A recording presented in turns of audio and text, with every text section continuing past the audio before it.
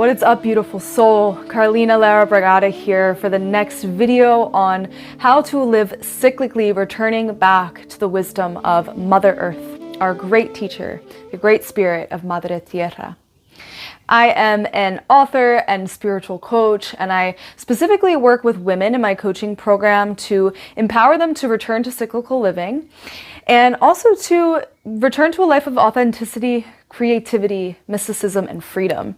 And I find that all of these attributes really come alive when we're living with nature, when we're living with our own internal cycles and being guided by our internal compass, the compass of our heart. In today's video, I'm sharing about how to work with the season of summer. So you may or may not live in an area that has summer. I live in New Jersey. We kind of miss our spring and jump right into summer at this point in 2022. And so summer is something that I know I look forward to because there's so much going on and it's super playful and fun and getting out in community. So I'm excited for this video. I'm excited to share with you more about summer and how to work with this energy and recognize when we might be resting in our internal summer, and also recognizing if our internal summer or our internal fire energy is either in alignment or out of alignment, and what we can do to shift that back to feel more harmony, more balance, and peace.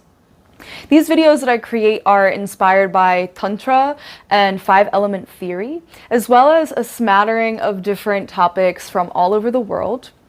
I personally believe that no system is perfect, and at the same time, I love archetypal systems. I love categorizing and organizing different concepts. So a lot of what I will teach you today will be a mixture from a few different lineages. And most importantly, I want to celebrate and honor all indigenous cultures all over the world, because at the core of what I'm teaching, it is indigenous wisdom. And myself being a mestiza and having indigenous roots from Africa and South America, I find it super important to speak into the stewards and the guardians that have been protecting the lands since the beginning of time, the indigenous peoples. So as I mentioned in today's video, we're going to be talking about summer energy. And if you caught the spring video, I talked quite a lot about how each season has its own corresponding element. And the season of summer, you might be able to guess the element, it is fire. It is when the sun takes up the highest peak in its sky and it shines down so much sunlight onto the earth. And the element of fire carries so many beautiful, transformative codes. Fire itself is transformational. You know, we say a lot in teacher trainings and in like boot camps and leadership opportunities that I've attended and that I lead. You know, let's walk into the fire together. Let's transmute what no longer serves. Let's burn away our fears and our doubts. Even the Sanskrit word Manipura, which is the name for the solar plexus chakra in Sanskrit, it means little lustrous jeweled city. There we go.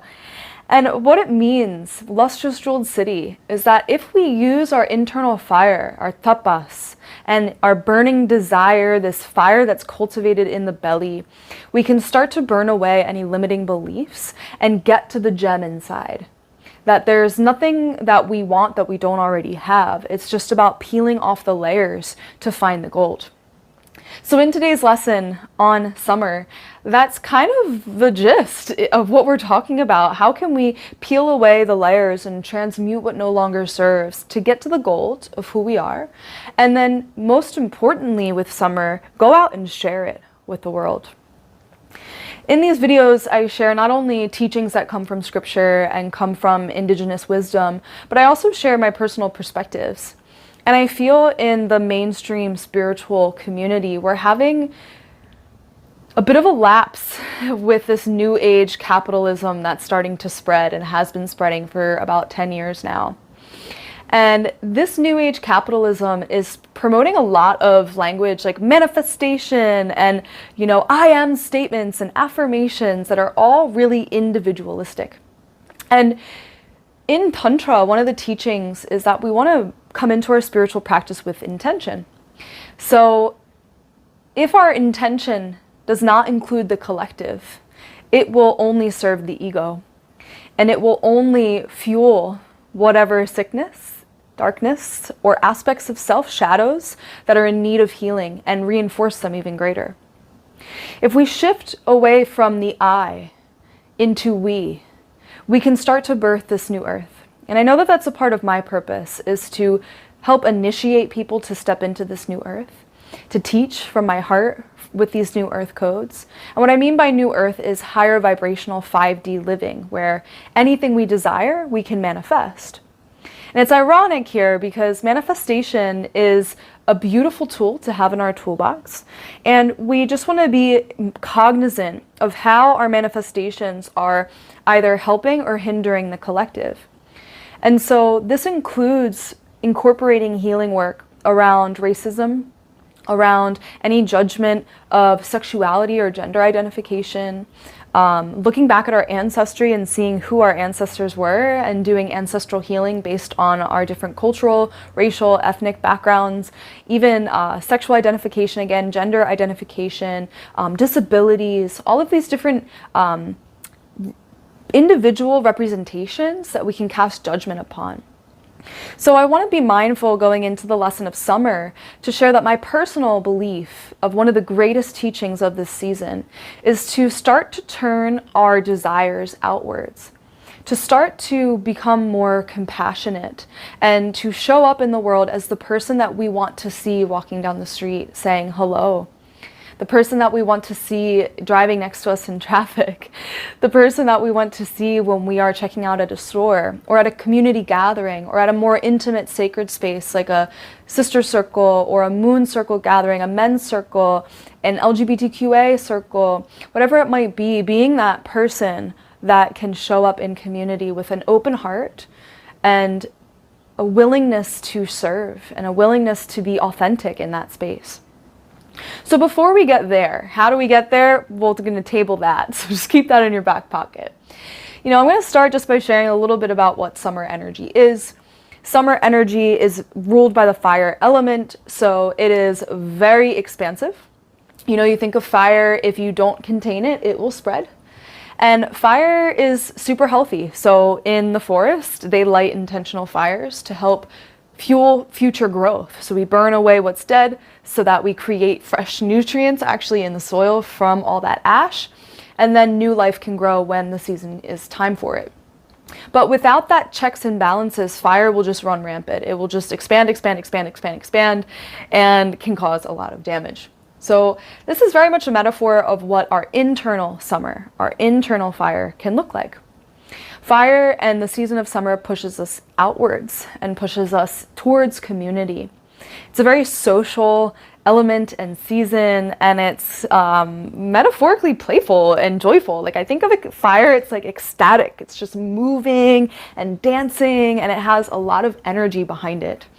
And summer, and our internal summer, can feel that ecstatic. It can feel that pleasurable if we allow it to. Fire energy within itself is very passionate. It is very pleasurable. It's sensual and intimate, right? We can burn candles or light incense and really play with the element of fire in a softer, subtler way to create a feeling of intimacy, either with ourselves or with someone else or multiple people. Fire, when it's in balance, when our fire element within us is in balance, when our internal summer is in balance, we feel this natural desire to go outward and have fun and play and experience community without using social interaction as a distraction from our deeper desires. We become fueled by our desires. So, I have a lot of friends that say, I really wish I could travel. Well, how come? Why aren't we traveling? Well, I can't because I have to do this. I have to work, or I have to, go to these obligations. And this language, I know I have used it a lot, I can't, is really disempowering. And it's not that we can't oftentimes, it's that we won't, or we have higher priorities. So summer is this period of time where we can become empowered to make decisions that are fueled from our heart, the source of desire, so that we can design a life that matches what we want to gift into this world and what we want to receive from it, from the community, from the collective. So for myself, you know, I used to be a very scrawny upper body girl and I came from a background of physical abuse and trauma in my intimate relationship and in childhood. And when I first found yoga, I remember seeing this woman go up into a forearm stand and I was super inspired, and at the same time I thought, wow, I will never be able to do that. I just can't. I am too weak. I don't have any upper body strength. I have been proven time and time again that I am weak, and it's just not possible for me. And I remember the teacher saying something about looking around the room to find inspiration rather than envy. And when I looked at this woman, she was the same height as me. She had a little bit more defined biceps and triceps from all those chaturangas. But when I looked at really the essence of us, there wasn't any difference that I could see between her and I, except perhaps more practice, really. And that was a very expansive moment for me. She became an inspiration or an expander. She expanded the scope of what's possible for me in that moment. And I found inspiration and empowerment to think, if she can do it, I can do it. It's not that I can't, it's that I haven't learned yet. Or, you know, if I want to learn it and I don't practice it, it's not that I can't, it's because I won't put time in to practice it. I've been trying to learn a press-up handstand for 10 years and still not happening because it's not high up on my priority list and I'm not a disciplined press-up handstand drill person. So I use these examples of when we say I can't, to become mindful of that during the summer. How often do you say I can't? And to check in with yourself. When you say you can't, is it something that you really want? Is it something that inspires you, that is a true heartfelt desire? For me, doing a press-up handstand is cool. It's a really awesome trick. I surely wish I could do it and like have a cool party trick and feel more graceful in my yoga practice. And it's not really an authentic heartfelt desire. It's just something that I've seen a lot on Instagram and thought it would be cool to add into my practice. So I don't practice it that much because it's not something that feels really authentic and true to me. We can find a sense of empowerment when we start to transmute our stories. So going back into the past and reframing what has happened to us into what a blessing it could be. What were the teachings and the gold and the energies that we can transmute and up-level in our lives to view them differently? For me, my trauma has provided me with so many gems and has shaped the person that I am, that I would never go back and wish things to be different. I'm super grateful for those experiences and all that I've learned through them. They've made me a stronger person, physically, emotionally, and spiritually, and I have a whole wealth of spiritual knowledge because I was seeking healing. And it really initiated my whole journey back in 2012 during my personal dark night of the soul. And what was tremendously healing for me was to shift my story away from being a victim into being a survivor. And not only just being a survivor, but being many other different things. Not becoming so attached to these identity labels that could be stripped away, used as an insult or changed or shifted throughout my life. So not overly attaching to these labels, but shifting my language around how I view myself.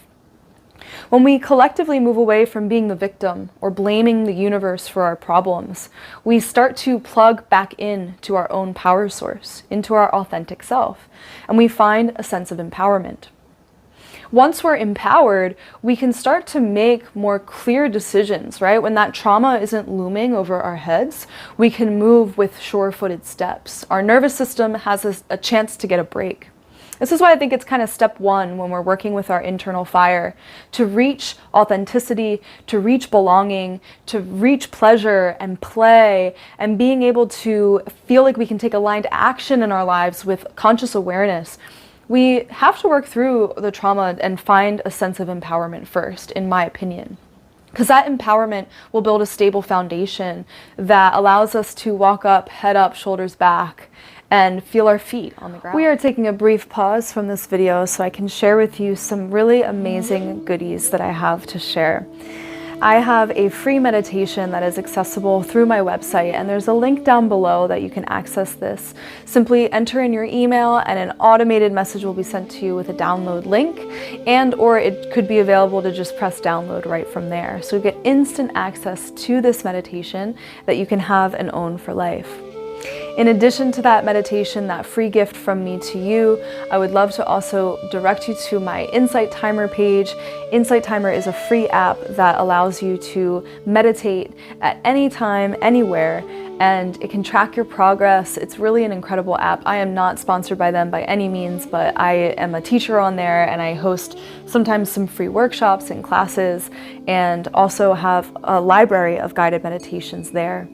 So if you are interested in that app, be sure to download it and you follow me on Insight Timer, see what meditations are on there, and you can leave ratings and find meditations that have really good ratings. I feel like it's the best hub for guided meditations that is out there, with millions of options, and for all experiences, whether you're new to meditation or you're an experienced practitioner and have been practicing your whole life, whatever it may be, there's something on there for you. One of my higher motives, one of my higher whys in this lifetime is to spread knowledge, and I feel that I'm sharing about this app and these free teachings and meditations with you today because I believe that knowledge should be accessible, including how to meditate and tools around meditation. So I hope you enjoy these offerings from my heart to yours. And if you enjoy them, please be sure to leave a 5-star review and let me know what you think. Enjoy the rest of today's lesson. When we feel empowered, we can start making authentic choices that are true to ourselves, that are true to our own hearts. And authenticity is something that I feel is born within the heart. So in 5-element theory, the fire element has a few different meridians. They're the small intestine and the few heart meridians. And it's all upper body. It's like from the hands into the arms on the front and back, and then up into the neck, even into the ears. Some land in the jaw, landing across the chest and into the heart. So there is this big like hand to mouth connection, hand to heart connection. So there is this direct thread of the fire meridians that link up to the organ of the heart and the small intestine. So our solar plexus and our heart chakras. And you know, this concept of listen to your heart, I used to be like, what the fuck does that mean? Like, am I gonna hear another voice that's like, hello, this is your heart speaking and I know exactly what you should do? No. That's not for me what my heart sounded like. Maybe yours does. I'm so happy it's super clear if that's the case. For me, it had to become a practice of learning, you know, how does my heart feel in different situations? So one of the gifts of fire is awareness and authenticity. And I feel like these go hand in hand. So I started to become cognizant of when I was in social situations, of when my heart felt open and spacious, or when my heart felt constricted and guarded, like the heart protector, that metaphorical moat that goes around the heart. If you're familiar with fantasy and castles, that moat around the heart, the block that comes up. To become aware when that tightness shows up, that's the heart speaking to us. It's telling us that something in our life is out of alignment from the perspective of the heart. And the soul, in some traditions, lives in the heart. Either way, the heart is your most powerful magnet within the body. It produces 60 times more magnetism and energy than your brain. And yet we give so much stock to the brain. But the heart is actually the most powerful energetic center within the body. And so if the heart is feeling erratic and tight, it's going to change our vibration. It's going to literally change how we feel in the body, how the nervous system feels. That's like literal vibration, right? Not like esoteric vibration, like actually your body's vibration is ruled primarily by your heart and your brain and all your other organs. But your heart is the strongest.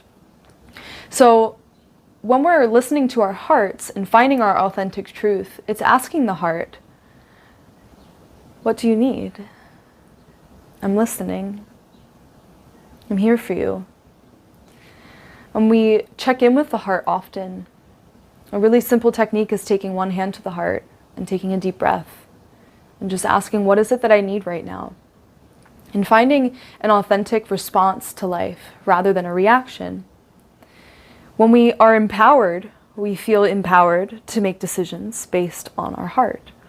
And we begin to lead a life from the heart rather than from the head. When I left my job a year ago, last June, I did not have a safety net of finances. I did not really know what my business was going to look like. I had some idea. I had a lot of visions and dreams that were more 5-year plan, but my heart was aching in the structure of my life, of how it was set up at the time. And I knew I was ready. I was well past ready, that every time I'd go to work, I'd feel this tension and tightness, this knot in my heart. And it was specifically when I got in my car to go to work, or when I would be thinking about going to work or opening up those work emails, I would feel it come back. And so listening to your heart is actually an embodied physical experience for most of us.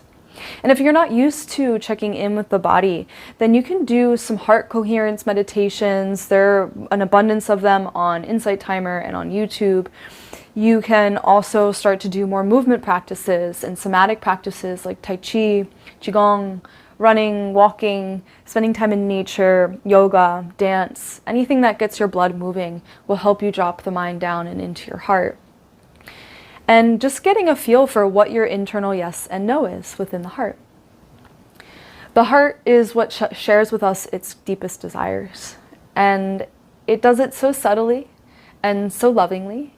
And if things aren't in alignment, it will let you know with that weight on your chest, that heaviness on your chest. I mentioned in the beginning that when we're looking at the teachings of Summer, my personal belief is one of the most important takeaways is our contribution to the collective. And to ensure that we're not just tuning into our hearts for what we desire in our lives and our new whatever we want to manifest, new home, new car, new partner, new life, whatever it may be for you, new way of being, how do you want to feel, compassionate, empathetic, forgiveness, love, what, fill in the blanks. All that stuff is important. It helps us to feel authentic and play around with the 5D. And it's not the whole picture. This new age spiritual trend that's happening misses out on the most important piece of spirituality, in my opinion, which is service. After I'm empowered, and after I find my authentic desires, and after I feel like I'm tuned into my heart and know what I want, how can I give back with all of the wisdom that I've learned in some way, shape, or form to my community? For some of us, it's through conscious parenting. For some of us, it's through birthing a soul-led business. That's what I do primarily in the work when I coach women and femmes into returning to cyclical living so that they can have the tools in their toolbox to build a strong foundation for a soul-led business. And a soul-led business is where our business is giving back and supporting the awakening that's happening on earth, supporting others in their journey through sharing our wisdom that we've learned in our lives. And it's important that we start with empowerment, because how can we go out and serve if we feel a sense of self-doubt or worry or want to hide and turn inwards away from the world? This fear of getting out there, using our voices to be seen and felt. It's very much fire energy. Be seen, be heard, be felt by others, be felt. Let your vibration be felt. Like when you walk in a room, light it up. Are you aware? Awareness is a gift of fire. Are you aware of how your energy affects the room? I once had a teacher that would say you can either be the thermostat or the thermometer. Do you want to be the one controlling the temperature? And do you want to turn the temperature up, make it warmer? Or do you want to turn it down and make it colder? Which person do you want to be? Or do you want to be the thermometer? Just somebody walks in, boop, boop, you're just like moving with the wind, going to whatever flow that the room is doing. So when we're empowered, we become the thermostat. And for me, I want the room to brighten. I want the room to feel energetically safe and welcoming and loving.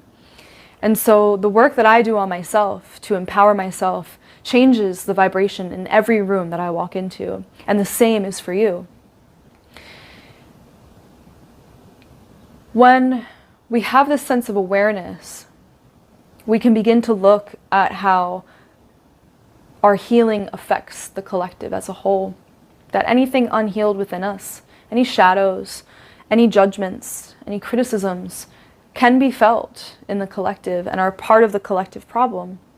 And this isn't to cast shame on anyone, myself included. There is still a lifetime of work to do. And so this isn't a checkbox that we mark off our spiritual to-do list. It's an invitation to reflect on how our vibration affects the collective.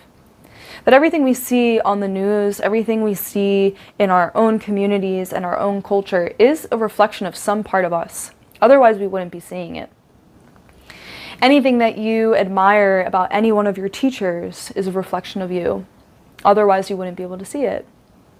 This universe is a fractal, it's a mirror, and it's going to always reflect back to us our vibrational state. So if we feel empowered, if we're moving from our heart, our nervous system relaxes, our vibration raises, we feel more fulfillment because we're tuning into what the heart truly desires, even though it's not logical oftentimes. It's more energetic and intuitive.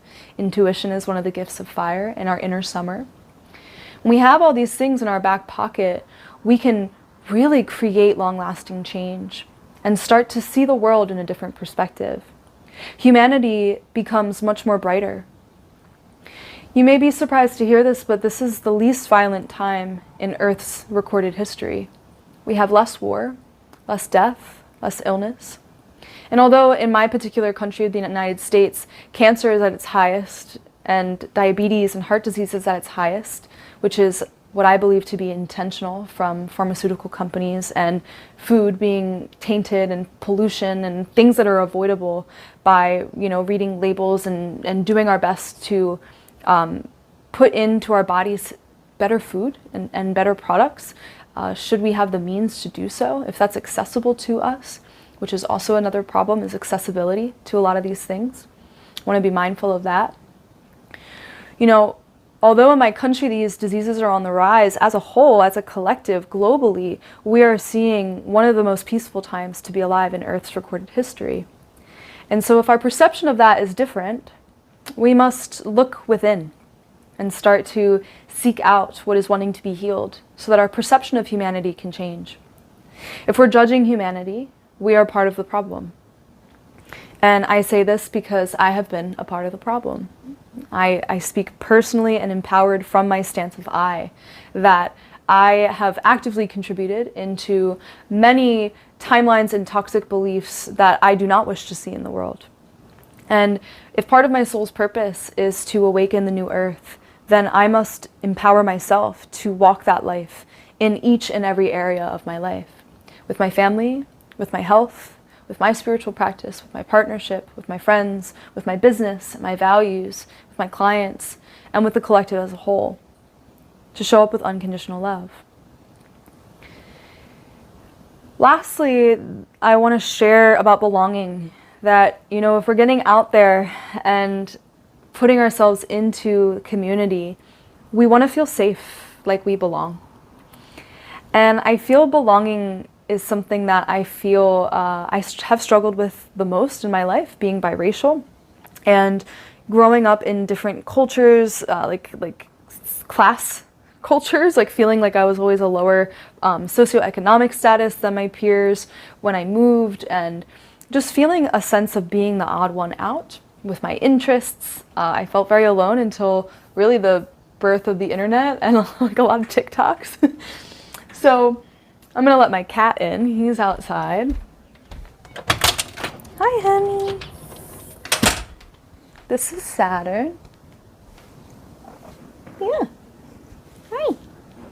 So I feel like with belonging is really a tricky one for a lot of us, because what we forget as a collective is that we are living in a patriarchal, white dominant culture that has been conditioning our minds for thousands of years. And there have been millions of people that have been massacred for speaking their truth and being their authentic selves. 6 million witches, I think it's 9 million Jews, indigenous peoples from all over the world have been massacred for guarding the land and being stewards of this new earth for eons and eons. And so we have these atrocities that have happened when people show up in their truth. And with this new earth, it's never been safer to begin coming out of hiding for all of us light workers, to begin sharing our voice and being seen in community. And actually, our voices are needed more now than ever.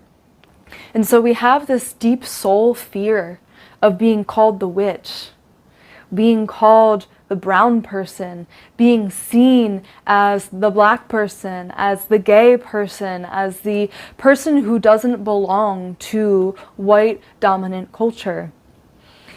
And so this patriarchal system hurts all of us. And this sense of belonging really starts to get fostered when we start to allow all aspects of ourselves to belong first within our own internal landscape, within the preciousness of our hearts and the caverns of our minds. What I mean by that is that if we're constantly wanting to fix emotions, make them go away, or say, I shouldn't be feeling this, why am I feeling this again? What that's saying to the heart is not now. You're not worth it. I don't have time for you. You don't belong here, emotions. Go somewhere else. And if we're not able to own and accept and love the emotions within us, how can we truly imagine ourselves feeling like we are owned and accepted in community? We won't, because the universe is a mirror. So if we allow our emotions to belong and to have a place, then we will feel like we have a place at the table. Belonging comes from asking the heart, what do you need? And when we're having days where we're feeling like we need a fit or a tantrum, have the tantrum, have the fit, feel your emotions. No longer do we have time to repress anything else. It is safe to start seeking out our soul family, and this is your sign. If there's something that you're wanting to manifest that has to do with the collective, start manifesting your soul family to find you. Start praying for your soul family to magnetize their way to you, to support you, so that you feel safe and comfortable to start sharing your gifts. If you don't feel safe in your social environments, it's spiritually healthy to leave relationships behind that no longer serve the version of you who you are now.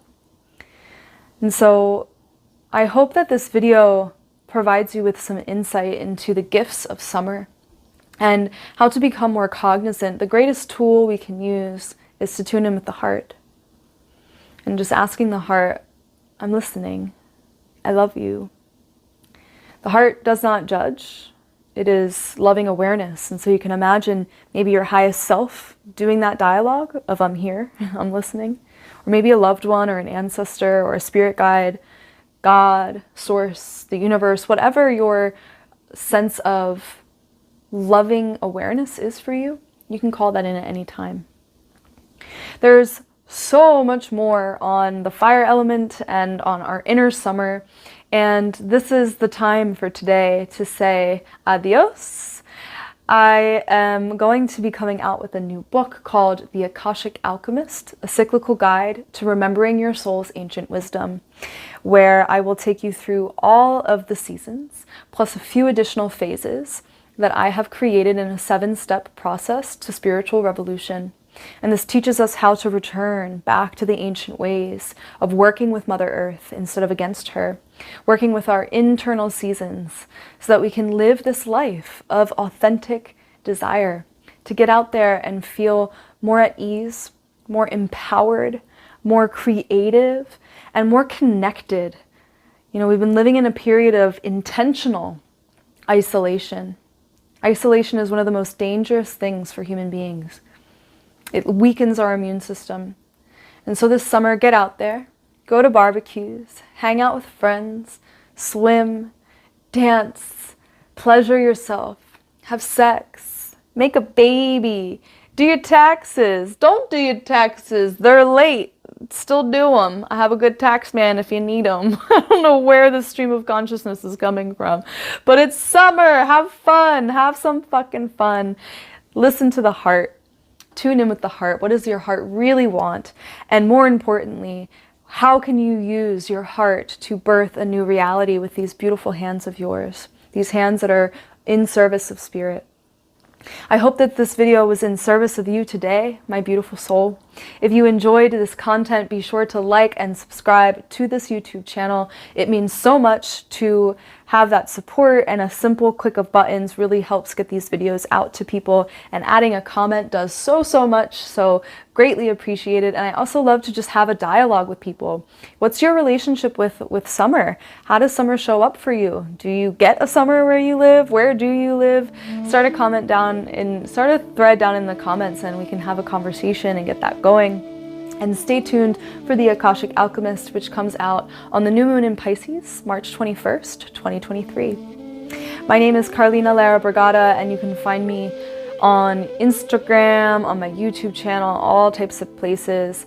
And if you'd like to work more intimately with one another, my one-on-one bookings are closed for individual sessions, and I have and I'm open to receiving applications for my mentorship. The next cohort will be rolling out in September, and there are limited spaces available, so go ahead and check out the comments and the description, I should say, for all of those links. I wish you a beautiful summer, and have fun. Don't get into too much trouble.